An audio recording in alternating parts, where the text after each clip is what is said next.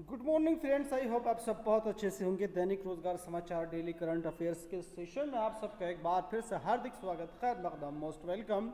दोस्तों, उत्तर प्रदेश उच्चतर शिक्षा सेवा आयोग द्वारा निकाले गए विज्ञापन संख्या 51 की परीक्षा अब लंबे समय के लिए लटकती हुई नजर आ रही है। जी हाँ, बात हो रही है यहाँ पर 1017 असिस्टेंट प्रोफेसर की भर्ती की। ये भर्ती टल सकती है। इसकी बड़ी वजह यह है कि फरवरी में जो आयोग के अध्यक्ष हैं उनका कार्यकाल समाप्त हो रहा है। साथ ही साथ जो दो और सदस्य हैं उसमें से भी एक का कार्यकाल जो है वो फरवरी में समाप्त हो रहा है। इस तरह से फरवरी के अंदर आयोग में सिर्फ एक ही सदस्य जो है वो शेष बचेगा। अब अगर इनकी भर्ती अभी नहीं की गई, यानी कि अध्यक्ष और इसके अलावा जो इसके सदस्य हैं, अगर उनकी भर्ती के लिए, उन सदस्यों की नियुक्ति के लिए अभी आवेदन नहीं निकाले गए, तब ये जो परीक्षा है वो लंबे समय के लिए टल सकती है।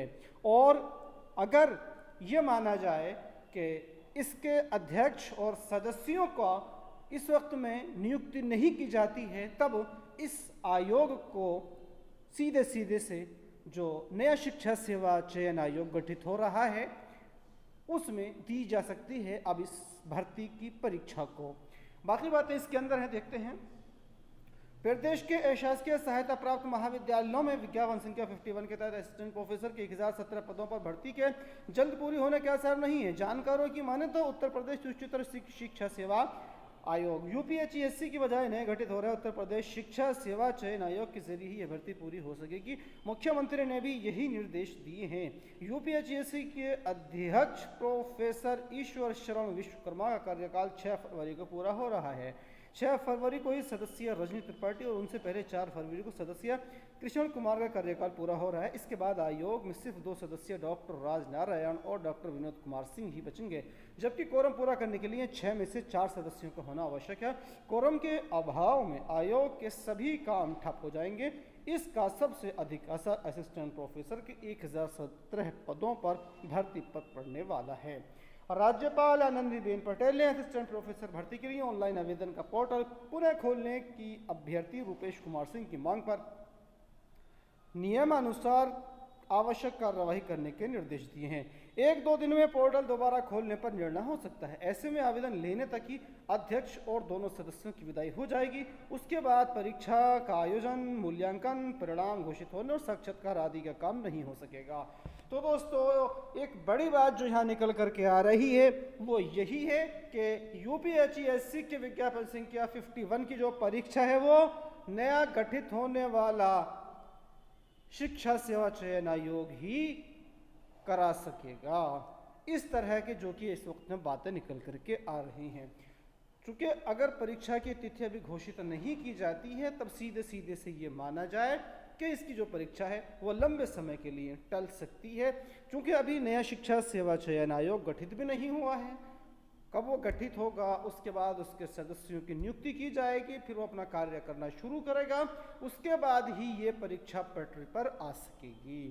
बहरहाल दोस्तों, मैं यहाँ पर यही आपसे कहना चाहूँगा कि परीक्षा कभी भी हो, आप अपनी तैयारी बिल्कुल परीक्षा स्तर पर मान करके करते रहिए। भले ही उसमें आपको एक लंबा टाइम उसमें लग जाए, लेकिन जब आप परीक्षा की तैयारी उसी हिसाब से करेंगे जैसे कि एग्ज़ाम आपके बिल्कुल नज़दीक हैं, तब आप इसमें सफल होने के बहुत नज़दीक पहुंचेंगे और एक अच्छी सफलता आप इसमें हासिल कर सकेंगे।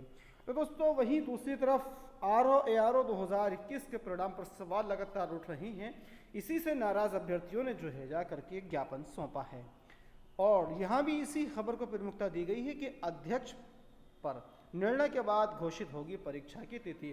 फरवरी के पहले सप्ताह में यूपीएचईएससी के अध्यक्ष 2 सदस्यों का पूरा हो जाएगा कार्यकाल।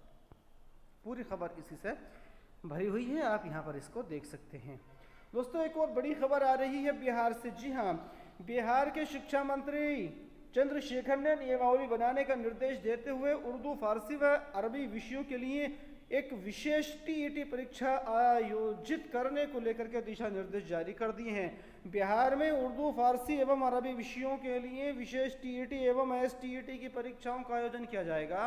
दरअसल शिक्षा मंत्री के संज्ञान में आया है कि राज्य के विभिन्न विद्यालयों में उर्दू, फारसी तथा अरबी विषयों के शिक्षकों की भारी कमी है, जबकि पर्याप्त संख्या में इस विषय की पढ़ाई किए हुए छात्र छात्राएं उपलब्ध हैं।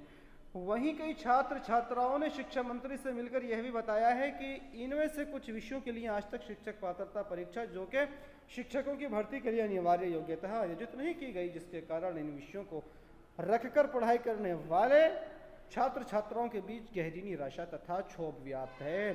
शिक्षा मंत्री ने विशेष टीईटी तथा एसटीईटी आयोजित करने के संबंध में नियमावली के साथ पूरी कार्य योजना बनाने का निर्देश शिक्षा विभाग को दिया है। साथ ही इन विषयों की कुल पदों की संख्या, कार्यरत बल, रिक्त पदों का विवरण भी मांगा है ताकि व्यवहारिक निर्णय लिया जा सके। टीईटी परीक्षा के लिए उर्दू, फारसी और अरबी विषयों के कक्षा 1 से 5 तक के पेपर 1 तथा कक्षा 6 से 8 तक पेपर 2 का आयोजन होगा। इसी प्रकार एसटीईटी के उर्दू, फारसी और अरबी विषयों के कक्षा 9 से 10 के पेपर 1 तथा कक्षा 11 से 12 पेपर 2 आयोजित करने पर विचार किया जा रहा है। इसी तरह की एक परीक्षा जो कि विशेष टीईटी उर्दू विषय में समाजवादी सरकार ने भी आयोजित कराई थी। आगे है दोस्तों, इसके अंदर एक बड़ी करंट अफेयर्स है, एक बहुत ही अहम खबर है। आपके आगे प्रतियोगी परीक्षाओं में ये जो है आपको जरूर देखने को मिल सकती है। स्वदेशी पनडुब्बी वागीर ने समंदर में संभाला है मोर्चा। तो जैसे कि आप यहाँ पर देख रहे हैं, कलवरी श्रेणी की 5वीं पनडुब्बी INS वागीर सोमवार को नौसेना में शामिल हो गई है। ये दुश्मन की नौसेना के बड़े बेड़ों को अकेले ही बेअसर करने की क्षमता रखती है।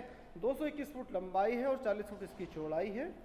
पूरी खबर जो है यहाँ पर इसकी दी गई है, यहाँ पर आप इसको देख सकते हैं, ठीक है। और ये जो वागीर है, इसका अर्थ यहाँ पर समझाया गया कि हिंद महासागर में विशेष रूप से पाई जाने वाली सैड शॉक जो निर्भय होने का भाव प्रतिबिंबित करती है, इसे साइलेंट किलर भी कहा जाता है। तो दोस्तों इसको आप बहुत अच्छे से नोट कर लीजिएगा, ये सवाल आपको देखने को मिल सकता है। तो दोस्तों इस वीडियो में इतना ही। वीडियो अच्छी लगे तो लाइक कीजिएगा, शेयर कीजिएगा, साथ ही साथ इसी तरह की दूसरी अपडेट्स पाने के लिए चैनल को सब्सक्राइब कर देना ना भूलिएगा। Thank you.